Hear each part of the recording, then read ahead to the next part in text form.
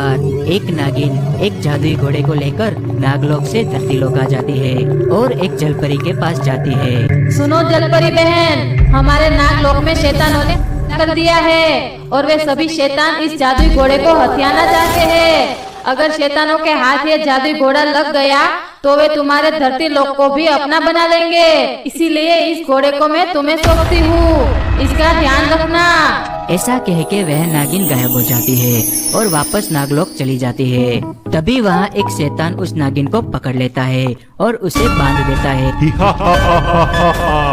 जरा देखो नागिन, नागलोक हमारा हो चुका है और जल्द ही धरती लोक भी हमारा हो जाएगा।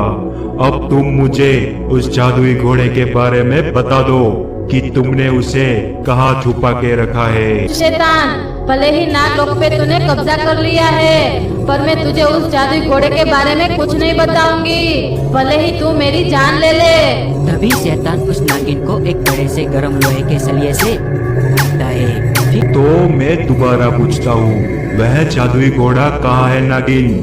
नहीं बताऊंगी तुझे, जा खुद ही ढूंढ ले उस जादुई घोड़े को। ये सुन के शैतान को गुस्सा आ जाता है और वह उस नागिन को जिंदा ही देता है। तभी शैतान अपने शैतान भाइयों को बुलाता है। सुनो भाई शैतानो, तुम सब मुझे किसी भी हालत में वह जादुई घोड़ा लाकर दो, समझे तुम लोग? तभी सारे शैतान उस जादुई घोड़े को ढूंढने के लिए धरतीलोक चले जाते हैं। तभी जलपरी को पता चल जाता है कि वह सारे शैतान धरतीलोक आ चुके हैं और इसीलिए जलपरी उस जादुई घोड़े को अपने माया जाल से छुपा देती है। उधर शैतान का दोस्त शैतान से कहता है, अरे शैतान भाई, वो जादुई घोड़ा जलपरी के पास है और वह जलपरी जंगल के झील में रहती है। तो यहाँ क्या मेरी शादी में आए हो? चलो फिर चलते हैं उस झील में। और यहाँ जलपरी की झील में साधु महाराज आते हैं। तभी जलपरी कहती है, प्रणाम स्वामी जी। आयुष्मान भव बेटा। बेटी जलपरी, यह घोड़ा तुम्हारे पास कैसे आया? फिर जलपरी साधु महाराज को सारी बात बताती है। ये कोई आम घोड़ा नहीं है, ये हर 100 साल में अपने रूप को बदलकर एक सोने का घर बन जाता है। कहते हैं उस घर में जाने वाले किसी भी जीव को कोई नहीं मार सकता और वह उस जगह का सबसे ताकतवर जीव बन जाता है। स्वामी जी, क्या ये सच है? हाँ, पर उस घोड़ा घर में कौन जाएगा? ये खुद घोड़ा ही पसंद करता है। ऐसा कह के साधु महाराज चले जाते हैं, लेकिन तभी वहाँ पे शैतान आ जाते हैं। सुनो जलपरी, इस घोड़े को हमें दे दो, वरना तुम्हारा वही अंजाम करेंगे जो नागिन का किया था। क्या किया तुमने मेरी दोस्त के साथ? कर दिया उसे, और वो भी काफी दर्दनाक तरीके से। और वह उन सभी शैतानों पर अपनी शक्तियाँ छोड़ती है, जिससे वह सारे शैतान हो जाते हैं। तभी एक शैतान वहाँ से भागने में कामयाब हो जाता है और वह सीधा नागलोक में चला जाता है और वहाँ के शैतान को सारी बात बताता है। वो जलपरी है, उसे हम धरती लोक में नहीं हरा सकते। उसे हराने के लिए उसे नागलोक लाना होगा, क्योंकि यहाँ उनकी शक्ति काम नहीं करती। अब मैं जैसा कहता हूँ वैसा करो।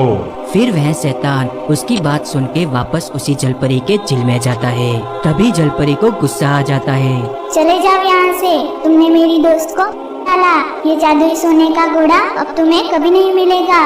सुनो जलपरी, मुझे तुम्हारी दोस्त नागिन ने भेजा है। इस महीने की 32 तारीख को नागिन की शादी है और नागिन तुम्हें दिए हुए जादुई घोड़े पर बैठकर शादी करने वाली है। तो तुम्हें उस जादुई सोने के घोड़े को लेकर नागलोक आना होगा। फिर जलपरी उसकी बातों में आ जाती है और वह नागलोक में उस जादुई घोड़े को लेकर चली जाती है। तभी वहाँ पर वह शैतान उस जलपरी पे करता है, जिससे जलपरी हो जाती है। आखिरकार मेरी बात में आ ही गई जलपरी। अब तुम मेरी गुलाम हो, यहाँ तुम कुछ नहीं कर सकती। अब ये जादुई घोड़ा मेरा है। तभी वह जादुई घोड़ा अपना रूप बदलकर एक जादुई सोने का घोड़ाघर बन जाता है। ये देख वह शैतान उतावला हो जाता है और वह उस घोड़ाघर में अंदर घुसने की कोशिश करता है, पर तभी उस जादुई घोड़ाघर में से शक्ति निकलती है, जिससे शैतान दूर जाके गिरता है। तभी वह जलपरी उस घोड़ाघर में चली जाती है। घोड़े घर में जाने से वह जलपरी शक्तिशाली बन जाती है और वह उन सभी शैतानों पर शक्तियाँ छोड़ती है जिससे वह सारे शैतान हो जाते हैं।